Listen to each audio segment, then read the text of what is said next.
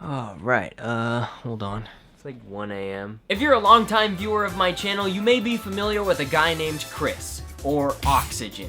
You know, toxic league player. Eat shit. Ooh. I mean, thank you, that one. Dude. Wears a penguin suit.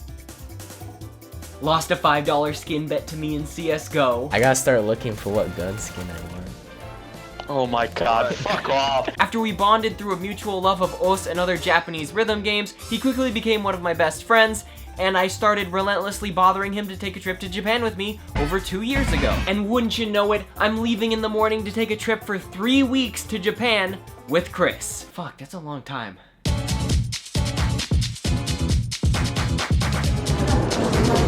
Well, fancy meeting you here. Hey. So I walk in this train station bathroom. The door opens itself. The toilet's cleaning.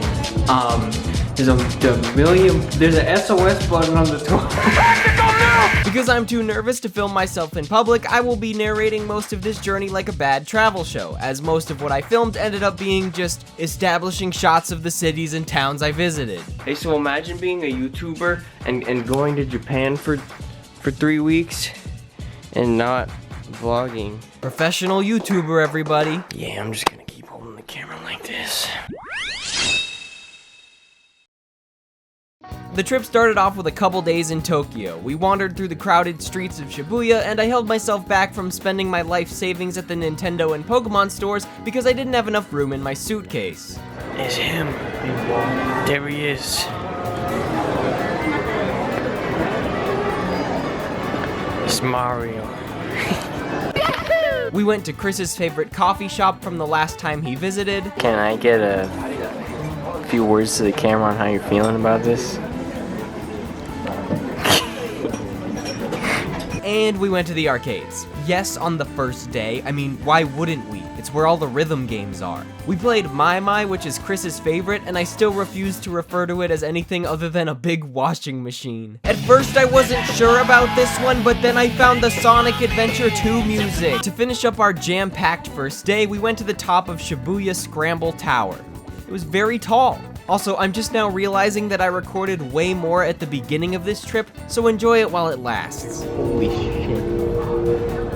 Can't you like go outside though? You can go outside still. Yeah, this is just a route. Oh my god. This is menacing.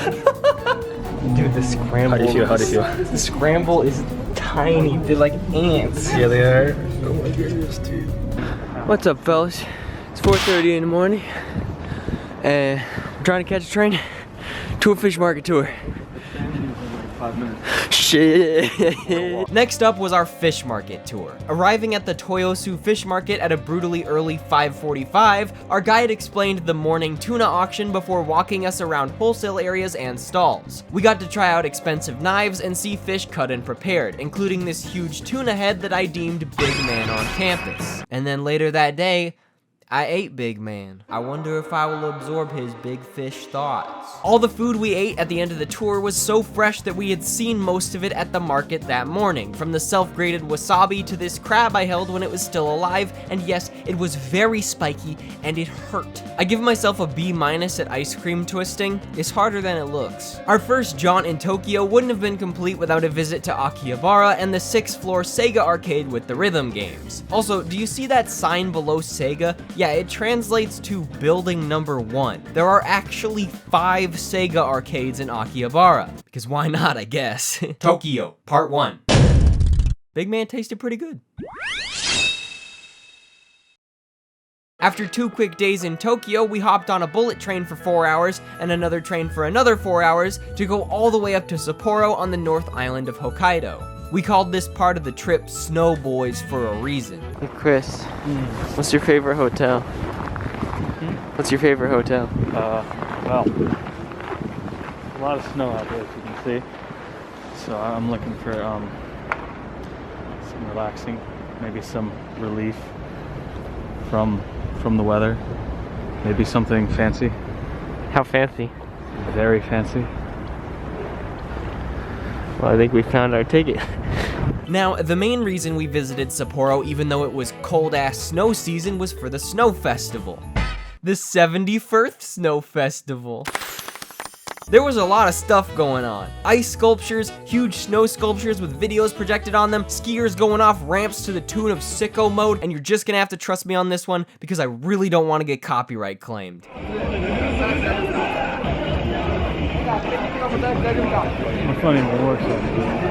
They got anime snow. We just don't like the cold. Everything in Japan is anime, even the snow. It just forms like that naturally. They didn't have to do that. Yeah. It's just how it landed. With the rest of our time in Sapporo, we visited a beautiful temple and got collectible stamps from a nice old man who gave us cookies. And yes, we went to more arcades. I spent like $20 on the gacha machine for a rhythm game that prints physical cards. This country is dangerous. Sapporo. Dude, we had this soup curry at the train station and it was so good, holy shit. Look at this little dude. He's chilling. To continue Snow Boys, we headed even farther north to the port city of Otaru, known for its canal and shopping streets. The main reason we visited was for the Snow Light Path Festival, which was cute and quite relaxed compared to the heavily commercialized and crowded Snow Festival in Sapporo. Alright fellas, check out this snowman. From the front he looks good. From the back, he's packing. Whew. Our other main attraction in Otaru was the next day, when we paid some big money to stay at a traditional Japanese inn. Oh, I promise I'm coordinated. you can't say sir, that's a copy. You gotta come up with something else. Alright, go. Sir. A private bath, public baths I couldn't film in, a 7-course meal for dinner, and a massive breakfast were just a few of the amenities. And they had koi fish in the lobby!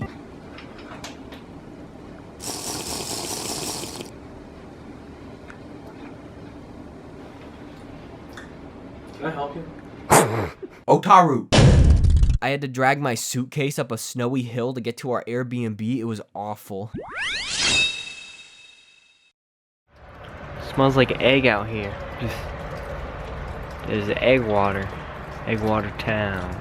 I really don't have too much to show for Noboribetsu. It's a touristy town due to the fact that it exists almost entirely for its natural hot springs, which I obviously couldn't film in because they were filled with naked people. They make your skin feel silky smooth and keep you and the entire town smelling like rotten eggs until hours after you leave. We also decided to go to the foot bath at night, so this is what my wonderful pictures look like. So they've got these gondolas to get up to this bear mountain. I want to get on the fish gondola. There it is. Let me on that one, it'd be the ride of my life. There's a cable car that'll take you up higher for a great view of the town and nearby lake, but coupled in with the fee is admission to the bear park at the top of the mountain, which is so sad and metallic that I really didn't feel like filming it. I do recommend the baths though. Can I get a review of the bear park in 2 words or 3 words or less? Don't come here. That's good. Noboribetsu. The hot springs are pretty nice. We're sitting here doing our laundry. And what did you find? Well, I was looking up an arcade, and the first 3 pictures that come up are just some dude flipping off an escalator. So we just got to our Airbnb. It's a whole house, and they got cats. Oh, there's a lot of cats. They're so cute. Bye-bye. The next stop on our trek back down to Tokyo was Hakodate, a city on a southern peninsula in Hokkaido with an amazing view from the top of its nearby mountain, Mount Hakodate. Interesting locations on this leg of the trip included the Hakodate Morning Market with its fresh seafood, and the fast food chain local to Hakodate where each location has a different theme. This one was Santa themed. I can't make this shit up, it's so weird. That's just the thing. That's my trip to Hakodate. Boy, this video's going off the rails quick. Hakodate. That Santa restaurant was wild. Sendai. Why is there nothing on the screen? Sendai is a big city a couple hours north of Tokyo, apparently notable for its arcades, because that's most of what we did during our several-day break from heavy traveling. There are plenty of interesting things to do in the city that I decided not to record, and lots of nearby places to visit on day trips. I mean, Chris climbed 1,000 steps to get to the top of Yamadera while I went to more arcades, but at least we both traveled to Matsushima. You can take a ferry to see the hundreds of islands scattered across the bay and visit its many temples, which were both very quiet and beautiful due to the rainy weather.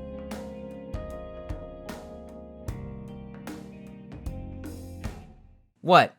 I wanted to get a little artsy for once. Sendai. It's like Tokyo, but calmer, I guess? This is the History Museum. Bow Stone. Of all things that we've done here, now is the time that you choose to vlog. Yeah, it's stone time. Oh.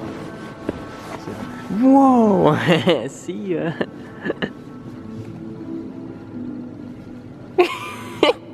Gotta commit. The final stop before returning to Tokyo was the town of Nikko. On the way there, we stopped at the Oya History Museum, which is built inside of a huge stone quarry. Nikko itself is known for its collection of historical sites, including the famous Toshogu Shrine. We spent a whole day exploring temples and shrines, and later took a cable car up a Kechidaira ropeway to see a great view that didn't include bears in metallic cages. Also, Nikko takes the cake for the coolest place we stayed during our trip. The Airbnb came with a free dog named Maru that lives outside the house and would only sometimes try to eat your shoes.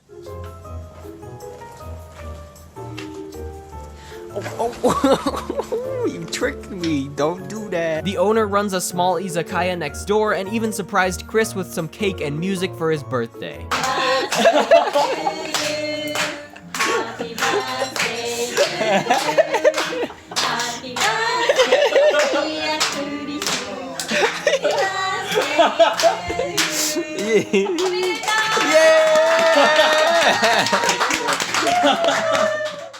Nikko. I missed the dog, he was cute. And so we returned to Tokyo, but we weren't done yet because we had 6 days left and I did everything I could to make the most of them and cram in as many arcades and weeb locations as possible. I played a shit ton of Ongeki. I wasted more money and printed more Ongeki cards. Chris played Mai. One day he played it for 6 hours straight to win a CD. I found an arcade that printed Pokemon blocks and a pissing game at the urinal. Here's a store with 500 gacha machines. Oh shit. I went to a little place outside of Tokyo called Sangenjaya, which might sound familiar if you've played a little indie game no one's heard of called Persona 5. Where have you been?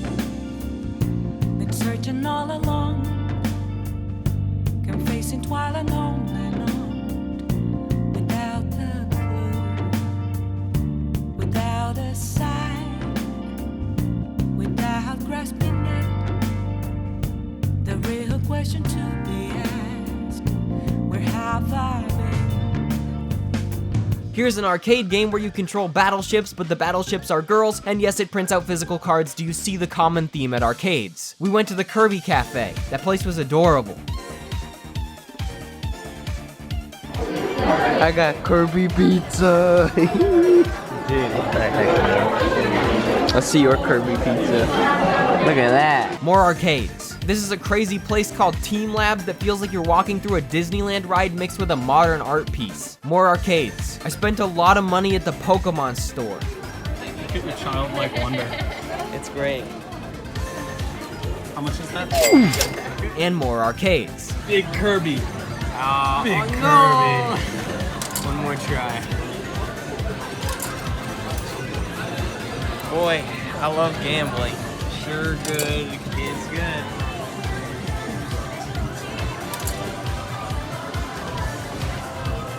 And we're back to where we started. Tokyo, Part 2.